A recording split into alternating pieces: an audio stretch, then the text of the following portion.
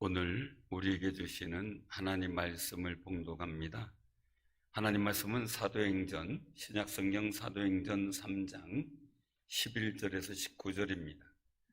신약성경 191쪽 사도행전 3장 11절에서 19절 말씀입니다.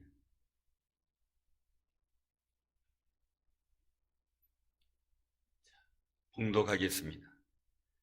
나은 사람이 베드로와 요한을 붙잡으니 모든 백성이 크게 놀라며 달려나아가 솔로몬의 행각이라 불리우는 행각에 모이거늘 베드로가 이것을 보고 백성에게 말하되 이스라엘 사람들아, 이 일을 왜 놀랍게 여기느냐? 우리 개인의 권능과 경건으로 이 사람을 걷게 한 것처럼 왜 우리를 주목하느냐? 아브라함과 이삭과 야곱의 하나님 곧 우리 조상의 하나님이 그의 종 예수를 영화롭게 하셨느니라. 너희가 그를 넘겨주고 빌라도가 나오주기로 결의한 것을 너희가 그 앞에 거부하였으니 너희가 거룩하고 의로운 일을 거부하고 도리어 살인한 사람을 놓아주기를 구하여 생명의 주를 죽였도다. 그러나 하나님이 죽은 자 가운데서 그를 살리셨으니 우리가 이 일의 증인이라. 그 이름을 믿음으로 그 이름이 너희가 보고 아는 이 사람을 성하게 하였나니 예수로 말미암아 난 믿음이 너희 모든 사람 앞에서 이같이 완전히 낫게 하였느니라. 형제들아, 너희가 알지 못하여서 그리하였으며 너희 관리들도 그리한 줄 아노라. 그러나 하나님의 모든 선자의 입을 통하여 자기의 그리스도께서 고난 받으실 일을 미리 알게 하신 것을 이와 같이 이루셨느니라. 그러므로 너희가 회개하고 돌이켜 너희 죄 없이 함을 받으라. 이같이 하면 새롭게 되는 날이 주 앞으로부터 이를 것이요. 아멘. 이 시간 이 본문 말씀을 통해서 오늘 같이 하나님의 거룩한 은혜를 깨닫고 나누고자 합니다. 말씀 제목은 화정과 열매입니다. 부활의 주님을 찬양합니다. 또한 우리에게 부활의 능력이 임하여 있는 줄로 믿으시기를 바랍니다. 예수 그리스도 안에서 우리는 영생을 소유한 사람이 되었습니다. 그러므로 여러분들 스스로를 정말 소중하고 귀하게 여기는 아름다운 신앙의 삶이 되시기를 바랍니다. 베드로 요한이 기도하면서 성령의 충만함 갖고 선포했는데 걷지 못하던 사람이 걷고 뛰며 찬송하는 역사가 일어났어요. 그래서 모든 백성이 놀라서 이 솔로몬의 행각이라고 그러는 행각으로 모여들기 시작을 했지요. 베드로는 설교를 통해서 한 가지 중요한 핵심을 말씀합니다. 자신들을 주목하지 말고 예수 그리스도에게 주목할 것을 말하는 거죠. 걷지 못하는 안전뱅이를 걷게 하신 분이 자신들을 통해서 예수 그리스도께서 하셨다라는 것을 선포하기 위함이었던 겁니다. 선자들을 통해 예수 그리스도를 보내기로 약속하셨고 이 예수 그리스도의 능력과 권세로 안전뱅이가 완전히 일어났음을, 완전히 치유됐음을 증언하는 겁니다. 무엇보다 중요한 것은요, 아브라함과 이삭과 야곱의 하나님이 예수님을 영화롭게 하셨다는 거죠. 어떤 걸로요? 부활의 역사로 하나님 보좌 우편에 앉히시며 영화롭게 하신 겁니다. 유대인들은 마땅히 하나님이 보내신 그 종 예수를 믿었어야 했어요. 그런데 예수님을 배척하고요, 빌라도에게 예수님을 넘겨주었단 말입니다.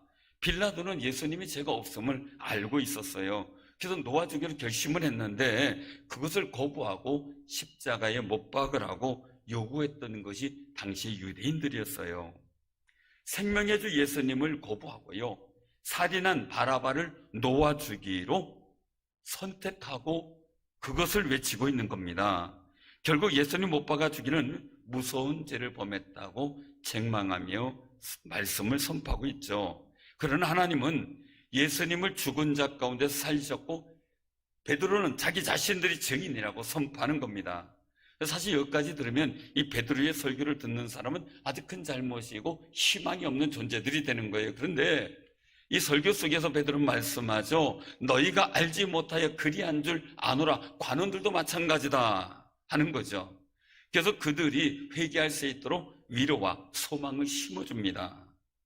예수 그리스도께서 고난받으실 일은 하나님의 모든 선지 입을 통해 미리 알게 하셨다. 즉 하나님께서 계획하신 속에서 이루어진 것이지 우연히 이루어진 게 아니다라는 거예요.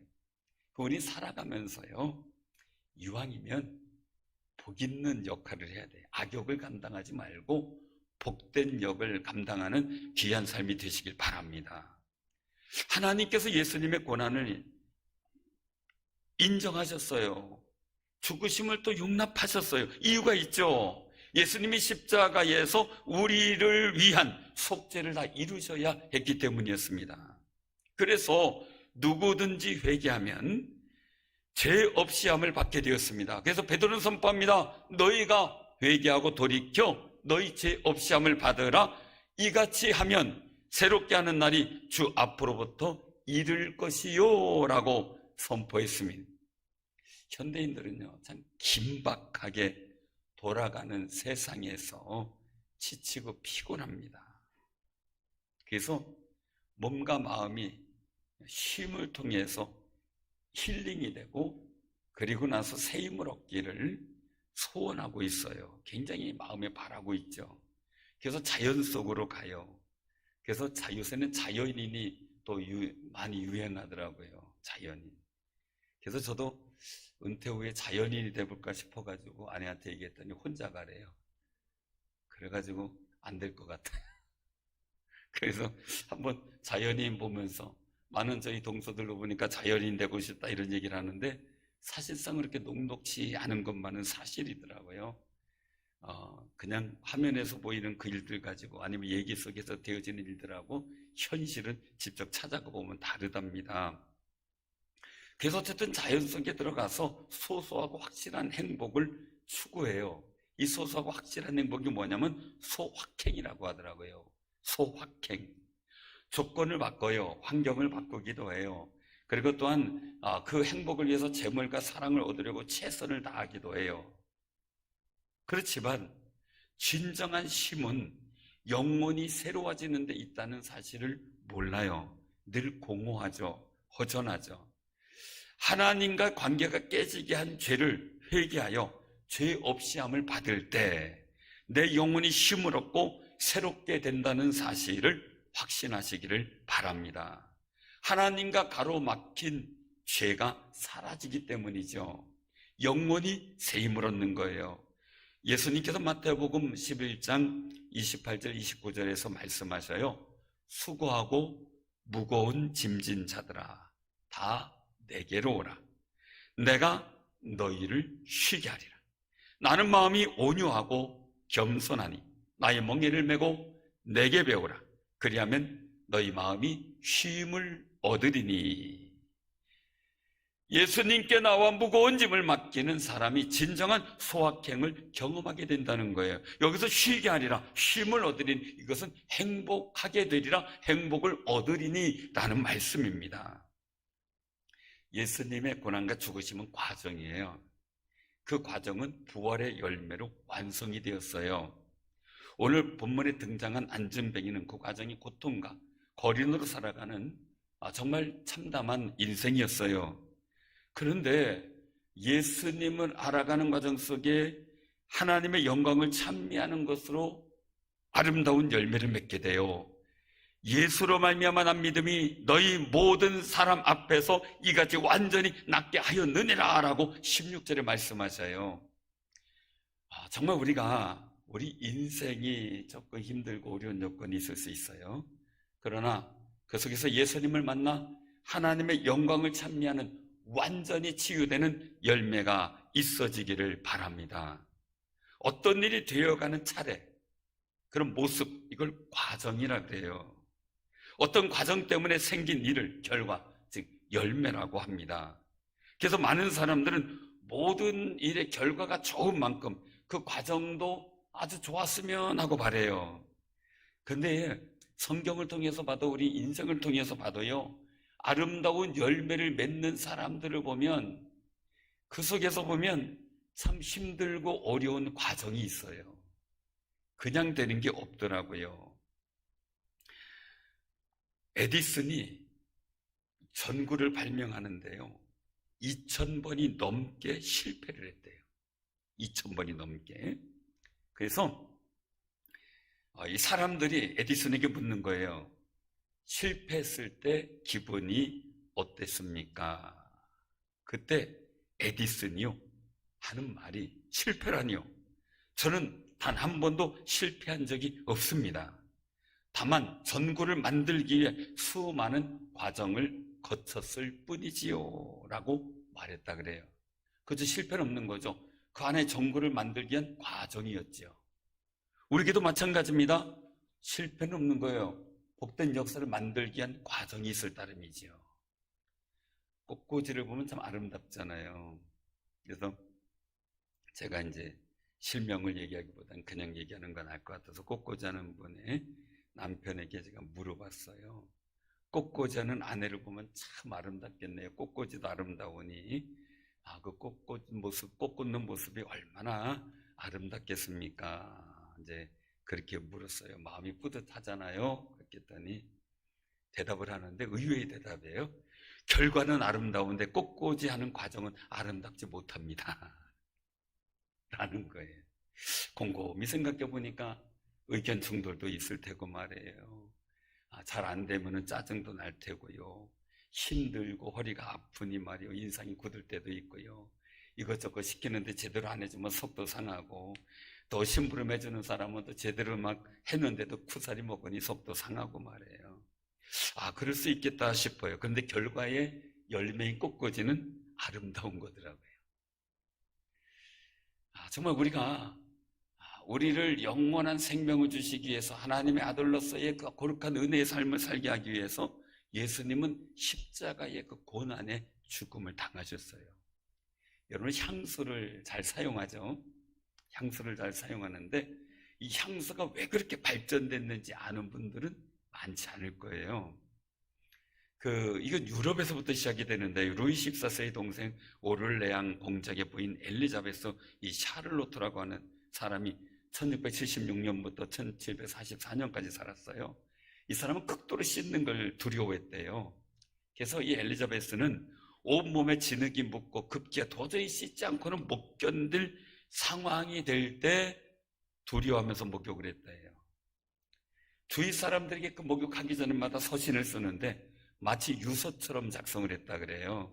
이유는 목욕을 하다가 자기가 죽을 수도 있다고 생각을 했기 때문이라 그래요. 근데 거기에 이제 시대적 배경이 있어요. 당시 프랑스의 국왕이었던 루이 14세는 극도로 씻는 것을 또 거부해서 목욕하는 것을 펜싱 연습을 하고 춤을 추거나 땀을 흘리고 난 후에는 이제 이런 말씀 드리면 좀 그렇지만 몸에 때가 불잖아요. 그러면 옷에 이제 비대고 문지르다 보면은 옷에서 이제 저절로 닦이는 거죠. 그래서 옷을 갈아입는 것으로 목욕한 것처럼 자기가 깨끗해졌다고 자부했다는 거예요. 이런 병적 문화가 생긴 이유는 황실 주치의의 당부 때문이었는데, 몸을 씻는 것이 병균을 몸에 바르는 것 같다라고 얘기를 했다는 거죠. 그래서 목욕을 하지 말라고 주의를 줬다는 거예요. 그래서 이 목욕을 기피하는 일들이 생겼는데 왕족이나 일반인이나 다 마찬가지였다는 거죠. 당시 유럽인들이 목욕을 꺼렸던 이유는 흑사병 때문이었다래요. 흑사병은 이 패스트균에 감염된 쥐에 기생하는 벼룩에 의해서 생기는 병이에요. 그 벼룩이 사람을 물면 생기는 병인데, 이 흑사병으로 인하여 당시 유럽 인구가 5분의 1로 줄었대요. 그러니까 무서운 병이죠. 역병의 원인을 연구하던 의학 교수들은 목욕을 하면 쉽게 감염된다 이렇게 믿었다 그래요. 그래서 몸에 때가, 이런 벼룩이나 이런 게 물 때도 때가 있으면 덜 물리니까 잘 안 물린다고 하는지, 그래서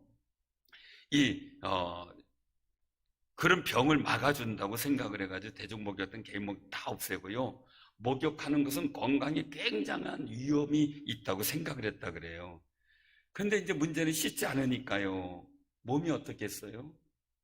냄새도 나겠죠. 불쾌감도 있겠죠. 이런 일들 속에 그 냄새를 덮으려고요, 왕족이나 귀족들은 향수를 사용했다 그래요. 당시 유럽은 다양한 종류의 향수가 유행처럼 번졌고요, 향수 산업이 놀랍게 발전됐다 그래요. 향수가 만들어지고 발전되어지는 과정은 아름답지 못해요. 그죠? 향기롭지 못해요. 그런데 향수는 향기로워요. 이걸 보면서 우리가 정말 인생에 살아가다 보면 과정은 힘들 수 있어요. 그런데 정말 중요한 것은 복된 열매가 나타나기를 소원하며 사는 아름다운 삶이 되시길 바랍니다. 고린도전서 15장 20절에 보면, 그러나 이제 그리스도께서 죽은 자 가운데서 다시 살아나사 잠자는 자들의 첫 열매가 되셨도다라고 말씀하셔요. 예수님의 고난과 죽으심은 부활의 열매가 만들어져가는 과정이었던 거죠. 예수님의 고난과 십자가는 아름답지 않게 보여요. 그래서 고린도전서 1장 23절에 보면, 우리는 십자가에 못 박힌 그리스도를 전하니 유대인들에게는 꺼리끼는 것이요 이방인에게는 미련한 것이로되, 그렇게 말씀하세요. 미련해 보여요. 꺼리껴요. 오늘날 현대인들에게도요, 우리가 교회 와서 예배드리고 기도하고 봉사하고 헌신하는 이 자체가 미련하게 보이고요, 어리석게 보이고 꺼리낌으로 봐요. 그래서 교회와 교인들을 비난하고 조롱하기도 하죠. 그래서 억울할 때가 참 많이 있어요. 그럴지라도 우리는 축복하며 기도해주는 귀한 신앙이 되시길 바랍니다. 왜요? 우리에겐 분명한 부활의 소망이 있기 때문이죠. 고린도전서 15장 42절에 44절에 보면 그렇게 말씀하셔요. 죽은 자의 부활도 그와 같으니 썩을 것으로 심고 썩지 않을 것으로 다시 살아나며, 욕된 것으로 심고 영광스러운 것으로 다시 살아나며, 약한 것으로 심고 강한 것으로 다시 살아나며, 육의 몸으로 심고 신령한 몸으로 살아나나니 육의 몸이 있은즉 또 영의 몸도 있느니라 라고 선포해요. 세상이 욕하는 욕된 것으로 심지만 영광스러운 것으로 다시 살아나는 게 부활이에요. 세상에 대해서 교회가 한없이 무기력하고 약하게 보이지만 결국은 하나님의 강한 역사로 말미암아 새로운 하나님의 구원의 역사를 교회를 통해 나타내 보이게 될 겁니다. 우리도 약한 것으로 심는 것 같지만 부활의 강한 것으로 살아나게 될 줄로 믿으시기를 바랍니다. 예수님은 약하게 보였습니다. 한없이 약하게 보였습니다. 십자가 앞에서 약하게 보였습니다. 그러나 사실은 오병이의 기적을 일으키고요, 바다를 잔잔케 하신 예수님이셔요. 죽은 자를 살리시고요. 그런데 하염없이 약하게 보이셨어요. 왜요? 부활의 거룩하고 복된 열매를 위해서 말이죠. 아름답지 않아 보이는 과정을 통해서 아름다운 열매를 맺는 그 삶을 위해서는 하나님께 소망을 두어야만 합니다. 그럼 하나님께 소망을 두고 살아가는 사람은 어떤 모습으로 살아갈 것이냐는 거죠. 첫 번째는요, 내가 당한 상황을 복되게 해석할 줄 알아야 합니다. 꼭 기억하시기 바랍니다. 내가 당한 상황을 복되게 해석할 줄 알자는 거예요. 내가 당하는 상황의 현실은 매우 다양해요. 아주. 이해하지 못하는 여건들이 참 많고 속에서 열불 날 때도 많아요. 그래서 하나님의 뜻이 도대체 어디 있는지 이해가 안 될 때도 참 많이 있어요. 그럴 때는 하나님의 인도하심을 믿어야 내 상황을 바로 바라볼 수가 있어요. 하나님의 인도하심 말이죠. 창세기 50장 15절 이후의 내용에 보면요, 요셉의 형들이 이제 문제가 생겼어요. 왜냐하면 자신들이 동생 요셉을 죽이려고 하다가 구덩이에 넣었다가 노예로 팔아버렸잖아요. 그래도 아버지가 있으니까 아버지 그늘에서 자기의 생명이 보존되는 줄 알았어요. 근데 아버지 야곱이 죽은 거예요. 요셉이 두려워졌어요. 자신들의 죄가 생각난 거죠. 그래서 요셉이 애굽의 총리니까 말이에요, 자기가 노예로 판 거, 죽이려고 했던 거, 이런 것 때문에 죄가 생각나서 요셉이 우리를 미워해서 우리가 그 모든 악한 것을 다 갚지 아니할까라고 고민하고 두려웠어요. 그래서 꾀를 내요. 요셉에게 말을 전달을 해요. 아버지 야곱의 유언을 전하는 거예요. 물론 형제들이 살궁리하다 꾸며낸 유언이에요. 그 유언이 뭐냐면, 너희는 이같이 요셉에게 이르라. 내 형들이 내게 악을 행하였을지라도 이제 바라건대 그들의 허물과 죄를 용서하라 했다는 거예요. 그러니 우리 죄를 용서하소서 라고 간청하는 말을 전해요. 이 말을 들은 요셉은 울어버려요. 통곡해요. 그리고 나서 형들이 직접 가서 우리는 당신의 종들입니다 라고 요셉 앞에 납작 엎드려요. 그때 어떤 일이 벌어진 겁니까? 요셉의 꿈대로. 요셉의 곡식단 앞에 형들이 묶은 곡식단이 절하는 모습 그대로 이루어진 거죠. 이 당시에 요셉이 그 형들이 엎드린 것을 보고 참 만감이 교차할 거예요. 가슴도 먹먹했을 거예요. 그런데 요셉의 말이 참 아름다운 말이고 걸작입니다. 그의 말이죠. 두려워하지 마소서. 내가 하나님을 대신하리이까. 당신들은 나를 해하려 하였으나 하나님은 그것을 선으로 바꾸사 오늘과 같이 많은 백성의 생명을 구원하게 하시려 하셨습니다. 당신들은 두려워하지 마소서. 내가 당신들과 당신들의 자녀를 기르리다 라고 말해요. 오히려 형들을 간곡한 말로 위로한 거지요. 과정은 아름답지 않았어요. 어떻게 형들이 동생을 죽이려고 하고 인신매매를 합니까? 그런데 그 요셉은 형들에 의해 노예로 팔렸어도 이 상황을 복되게 해석할 줄 아는 믿음의 지혜가 있었어요. 그래서 성경은 하나님이 요셉과 함께 하시매라고 말씀하셔요. 그 모습을 성경 창세기 39장 22절에 3절에서 말씀하는데 여호와께서 요셉과 함께 하심으로 그가 형통한 자가 되어 그의 주인 애굽 사람의 집에 있으니 그의 주인이 여호와께서 그와 함께 하심을 보며 또 여호와께서 그의 범사에 형통하게 하심을 보았더라 라고 말씀하셔요. 사랑하는 성도님들, 정말 여러분들 삶의 자리에 모든 상황을요 오늘 말씀 그대로 정말 복되게 해석하는 아름다운 삶이 있어 하나님이 여러분들과 함께하는 거룩한 은혜를 경험하는 귀한 삶이 되시기를 바랍니다.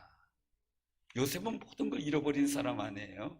그런데 그 상황 정말 모든 것을 잃어버린 상황인데 그것을 복되게 해석함으로 하나님께서 함께 하시고 범사에 형통하게 하는 복된 역사를 이루셨는데 지금 난간 여러 가지 어려움이 있는 시대에 여러분들의 삶의 자리도 여호와께서 여러분들과 함께 하심에 그가 형통한 자가 되어 그의 모든 범사에 형통하게 하심을 보았더라. 역사를 경험하시기를 바랍니다. 두 번째는요, 모든 일에는 하나님의 기쁜 뜻이 있다라는 것을 인정하셔야 됩니다. 모든 일에는 우연이라는 게 없습니다. 하나님의 기쁘신 뜻이 있다는 사실이죠. 초대교회가 본문 말씀 이후로요 큰 부흥의 역사가 나타나기 시작해요. 근데 그와 동시에 핍박이 시작이 돼요. 바리새인인 사울이 등장을 해서 스데반 집사님을 돌로 쳐 죽이는 이 순교의 사건이 생기죠. 그래서 사도행전 8장 1절에 보면 그것을 그렇게 말씀하셔요. 사울은 그가 죽임 당함을 마땅히 여기더라. 그날에 예루살렘에 있는 교회에 큰 박해가 있어 사도 외에는 다 유대와 사마리아와 모든 땅으로 흩어지니라 이렇게 말씀하셔요. 유대와 사마리아와 모든 땅 기억나는 거 있으시죠? 그 당시에는 이 핍박이 이해가 되지 않는 일일 수 있어요. 그런데 예수님이 하신 말씀이 성취되었다는 사실이죠. 사도행전 1장 8절에 보면 오직 성령이 너희에게 임하시면 너희가 권능을 받고 예루살렘과 온 유대와 사마리아와 땅끝까지 이르러 내 증인이 되리라 이렇게 말씀하셔요. 그 핍박으로 디아스포라 즉 퍼진 유대인들에 의해서 퍼진 기독교인들에 의해서 유대와 사마리아와 땅끝까지 복음이 전파되는 역사가 시작이 됐던 거예요. 성령이 임하셨고 초대교회가 부흥했는데도 이 초대교회 교인들과 사도들은 예루살렘에만 안주하고 있었어요. 우리끼리만 좋자 하면서 말이에요. 유대와 사마리아와 땅끝까지 이르러 예수님을 전파하려는 노력을 했어야 되는데 현실에 안주만 하고 있었다는 거죠. 그래서 사울을 통해 핍박이 이루어지게 되고 이 핍박을 통해서 주님의 지상 명령이 시작이 되게 된 거예요. 우리는요 하나님의 거룩한 사역의 일들을 못할 때 어떤 사건과 여러 가지 일들이 생길 때가 있어요. 그것이 그 사건을 통해서 나를 통해 이루실 일을 깨닫게 하시려고 생기는 일일 수도 있다는 것을 우리는 알아야 돼요. 사도행전 9장에서는요, 사울이 위협과 살기로 등등해서 사람을 잡아오라는 공문을 갖고 다메섹으로 가요. 그러다가 다메섹 가는 길에서요, 호련히 하늘로부터 큰 빛이 그를 둘러 비치는 광경이 나타나게 돼요. 거기에 사울이 엎드러져 버리죠. 그때 음성을 들어요. 사울아, 사울아, 내가 어찌하여 나를 박해하느냐? 라는 음성이에요. 주여 누구시니까? 라고 묻자 나는 내가 박해하는 예수다 라고 말씀하셔요. 이 사건을 계기로 사울이 변화되어지는 거듭남의 역사가 이루어지게 되죠. 예수님은 선지자 아나니아를 보내서 사울을 기도해 주게 해요. 근데 아나니아가 항변을 해요. 주여, 이 사람이 예루살렘에서 주의 성도들에게 적지 않은 해를 끼쳤습니다. 또 여기서도 주의 이름을 부르는 모든 사람을 결박할 권한을 대제사장들에게 받아서 온 겁니다. 근데 저한테 기도해 주라니요. 근데 예수님 말씀하셔요. 가라. 이 사람은 내 이름을 이방인과 임금들과 이스라엘 자손들에게 전하기 위하여 택한 나의 그릇이라. 내가 그가 내 이름을 위하여 얼마나 고난을 받아야 할 것을 내가 그에게 보이리라. 사랑하는 성도님들, 사도 바울이요, 예수님의 이름을 비방하고요, 교회를 핍박하고요, 성도들을 죽이는 자였어요. 사울이 변화되기 전까지 이 과정의 일들을 아름답지 못해요. 예수님 알기 전까지요. 그런데 이방인에게까지 복음을 증거하라는 예수님의 지상 명령을 이룰 사도로 세움받게 돼요. 과정은 참 힘들고 어려웠지만 열매는 이방인의 전도자로서의 주님의 사명을 감당하는 역사가 나타나요. 예수님의 깊은 뜻, 하나님의 깊은 계획이 담겨져 있었던 거죠. 우리나라에도요, 교회를 핍박하고 어렵게 하여 교회가 부흥하는 것을 방해하는 사람들이 많이 있어요. 이것은 현대만이 아니라 옛날 이조 마렵 때도 있었고요, 일제시대에 이웃교 사회 다 있었지요. 그런데 현대시대에 우리는 관점을 가지면서 이런 사람들이 사울처럼 변화되어 오히려 그 과정을 통해서 교회에 또 예수 그리스도 이름이 전파되는데 더 유익한 사람들이 되도록 기도해 주시기를 바랍니다. 열매는 아름답게 되어요. 사랑하는 성도님들, 우리나라 지도자들 중에도요, 이런 사람들이 있어요. 가족들 중에도, 우리가 살아가는 이웃들 중에도 이런 사람들이 있어요. 그들의 삶의 과정이 아름답지 못하다고 열매까지 포기하지 마시길 바랍니다. 우리는 끊임없이 가족을 위해 끊임없이 기도하면서요, 우리가 기도하는 과정 속에서 보여지는 여러 가지 과정은 아름답지 못하고 속상하지만 열매는 아름답게 만들어가는 귀한 삶이 되시기를 바랍니다. 그러기 위해선 이 모든 일들 속엔 하나님의 뜻이 있다 라고 믿고 주의 거룩하신 인도하심을 확신하는 귀한 삶이 되시길 바랍니다. 세 번째는요, 여러분들 스스로가 복된 통로가 되기를 위하여 기도하시길 바랍니다. 통로는요, 통하여 다니는 길이라는 뜻도 있고요, 의사소통이나 거래 따위가 이루어지는 그런 길이다라고 라는 의미가 있어요. 예수님은 요한복음 14장 6절에서 말씀하셔요. 예수께서 이르시되 내가 곧 길이요 진리요 생명이니 나로 말미암지 않고는 아버지께로 올 자가 없느니라. 예수님은 하나님께로 가는 길이에요. 하나님과 의사소통을 할 수 있는 기도의 길을 여셨어요. 그래서 예수님의 이름으로 기도하면 응답받을 줄로 믿길 바랍니다. 요한복음 16장 24절에 말씀하세요. 지금까지는 너희가 내 이름으로 아무것도 구하지 아니하였으나 구하라 그리하면 받으리니 너희 기쁨이 충만하리라. 기도 응답받고 기쁨이 충만하게 되어서 이 코로나 시대에 여러분들 마음속에 하나님의 크신 희락의 은사가 임하시기를 바랍니다. 부활을 통해 영생의 통로를 여셨어요. 예수님은 우리에게 부활의 통로가 되십니다. 예수님으로 말미암아 우린 부활의 영광에 들어가게 됐지요. 그래서 고린도전서 15장 20절에 말씀하셔요.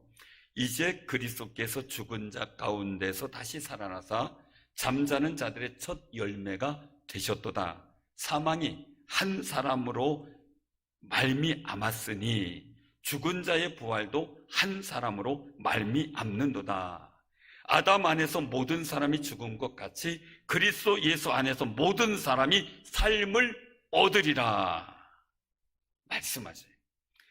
예수님을 통할 때요, 저주는 사라지고 하나님의 복이 임하는 통로가 열리게 돼요.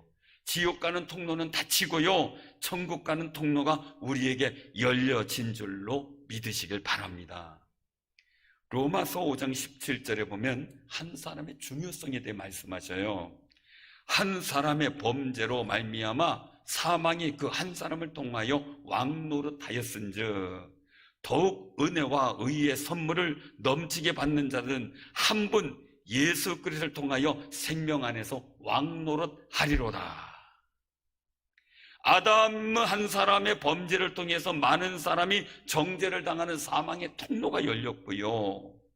그래서 말 그대로 우리는 살아있지만 시한부 생명이에요. 죽는 기한이 정해져 있는 사람들이에요. 그런데 예수님께서는 십자가를 지고 고난 당하시고 죽으시는 의로운 일들을 통해서 많은 사람들이 의롭다 인정을 받고 생명에 이르는, 축복에 이르는 통로가 되셨어요. 그래서 한 사람이 순종하지 아니하므로 많은 사람이 죄인 된 것 같이 한 사람이 순종하심으로 많은 사람이 의인이 되리라 라고 로마서 5장 19절에 말씀하세요. 한 사람이 그렇게 중요해요. 한 사람이 잘 순종하는 분이 있으면 복된 통로가 열려지게 되는 거예요. 여러분들이 그런 분들 되시기를 바랍니다. 축복의 통로가 되어야 돼요. 저는 우리 집안에 정말 힘들고 어려웠던 어린 시절을 보냈어요. 그렇지만 정말 제 마음의 소원은 제가 목회자가 되고 신학을 시작하면서 우리 집안에 축복의 통로가 되는 한 사람이 되기를 소원했어요. 간절히 원했어요. 그래서 저로 인하여 우리 집안에서 우리 형제들이 복 있게 해달라고 많은 기도를 했어요. 그래서 형제들이 잘 되면 내 덕인 줄 알아라고 큰 소리 쳤어요. 왜요? 제가 기도했으니까요. 하나님의 은혜지만 말이에요. 그 형제들이 다 예수를 믿게 됐으니 너무너무 감사하죠. 사랑하는 성도님들, 그래서 저는 어떻게든 축복의 통로가 되기 위하여 하나님 말씀과 죄종 말씀에 순종하며 살려고 애를 썼어요. 몸부림을 쳤죠. 사랑하는 성도님들, 요셉 한 사람이요, 야곱 후손이 번성하게 하는 하나님의 약속을 성취하는 축복의 통로가 돼요. 노예로 팔렸고 죽을 위기였지만요, 그게 아름답고 복된 열매가 됐어요. 사울 왕은요, 왕가의 가문이 열려진 사울 왕이에요. 그런데요, 사울 왕의 불순종 때문에 왕족의 가문의 통로가 막혀버려요. 하나님 막아버리셨어요. 다윗 한 사람의 순종은요, 목동의 가문을요, 왕가의 가문으로 만드는 통로가 돼요. 그래서 그 다윗이 예수 그리스도가 오는 선조가 되고 예수 그리스도가 오는 통로가 되는 거예요. 사랑하는 성도님들, 여러분들 왜 부르셨어요? 그냥 나 혼자만 근근히 신앙생활을 부르신 게 아니에요. 여러분들 어디 있든지 여러분 삶의 자리에서 축복의 통로가 되는 귀한 삶이 되시기를 바랍니다. 하나님 앞에서 그것이 얼마나 소중한지요. 우리 말씀 보면서요, 내가 당한 상황을 복되게 해석할 줄 아는 지혜를 구하시고요, 두 번째 모든 일에는 하나님의 깊은 뜻이 있음을 우리가 인정을 하고요, 세 번째는 복된 통로가 되기를 소원하며 기도하는 삶이 되시기를 바랍니다. 우리는 코로나로 인한 여러 가지 어려운 상황을 경험하고 있어요. 그런 속에서 가정이 아름답지 못하고 힘든 상황이에요. 그러나 결과도 열매도 아름답지 못할까가 염려하지 마시기 바랍니다. 예수 그리스도가 우리의 승리의 통로가 되시고 복의 통로가 되셔요. 아름답지 않은 과정 속에 있다고 실망하지 마시고 아름다운 열매를 맺을 것을 소망하며 힘을 내시기 바랍니다. 로마서 8장 24절 25절에 말씀하셔요. 우리가 소망으로 구원을 얻었음에 보이는 소망이 아니니 보는 것을 누가 바라리요? 만일 우리가 보지 못하는 것을 바라면 참음으로 기다릴지니라 라고 말씀하세요. 신앙생활하는 사람이 가족 중에 혼자라고, 주변에 아는 사람이, 믿는 사람이 없다고, 외롭고 자신 없다고 푸념하지 마시기 바랍니다. 하나님께서 우리를 복된 열매, 아름다운 열매를 맺어가기 위해서 우리 혼자 두지 않는다고 말씀하셨습니다. 세상 끝날까지 혼자 두지 않는다고요. 로마서 8장 26절에 말씀하셔요. 이와 같이 성령도 우리 연약함을 도우시나니 우리는 마땅히 기도할 바를 알지 못하나 오직 성령이 말할 수 없는 탄식으로 우리를 위하여 친히 간구하시느니라. 여러분들을 기도로 돕는 성령님이 계십니다. 여러분들의 모든 과정 속에 아름다운 열매를 맺는 복된 승리자들, 부활의 거룩한 열매를 맺는 승리자들 되기를 주님의 이름으로 축원합니다. 아멘. 기도합니다.